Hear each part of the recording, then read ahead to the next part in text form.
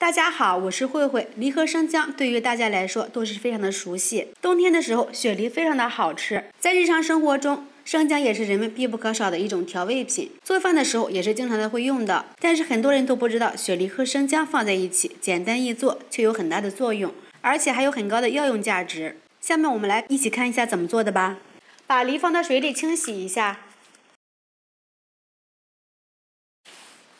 先用清水把梨打湿，然后再往上面放上一点食用盐，用食用盐把表面搓洗干净。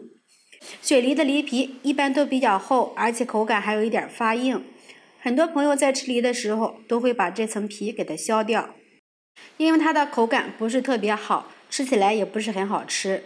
但是梨皮里面还有很多丰富的物质，可以润肺止咳，而且还能止泻。小朋友拉肚子的时候吃上一些梨，还能起到一个缓解的作用。加上食用盐搓洗，能起到杀菌消毒的作用，这样吃起来就非常的卫生了。把清洗干净的梨再用流动的清水冲洗一下，再把生姜放到清水里清洗一下。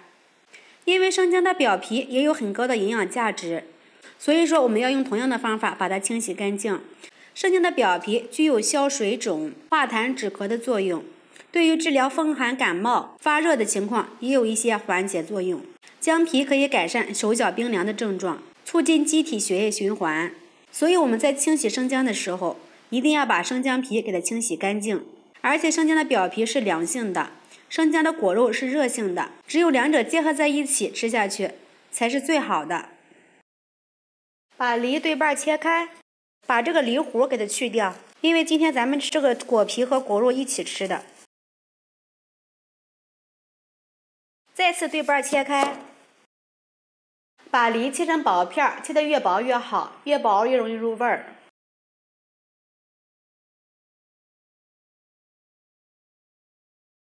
放入盘里备用。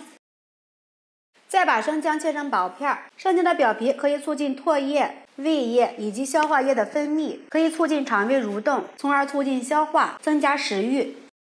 生姜也放入盘里，砂锅里面一次倒入足够的清水，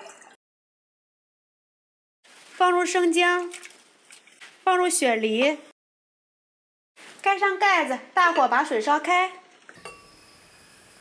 水开之后，放入几块冰糖。冰糖具有滋阴润肺、化痰止咳、清热除燥的作用。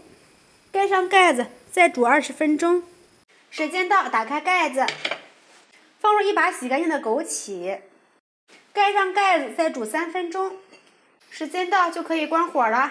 冬天天气非常的寒冷，空气也是非常的干燥。这个季节呢，老人和孩子特别容易感冒咳嗽。里面加入冰糖、枸杞，能够止咳化痰、清肺入肺。这几种食材在一起，营养也是非常的丰富，而且煮出来的汤汁也是非常的好喝。煮至汤汁入味就可以出锅了。做上这么一大锅，全家老少都能喝。我们在喝的时候呢，尽量的要趁热喝，口感非常的香甜，全家老少都非常的喜欢。天冷喝上一碗，暖身又暖胃。做法呢也是非常的简单，喜欢的朋友们记得分享给你身边的朋友和家人哟。喜欢慧慧的视频，记得点击关注转发，拜拜。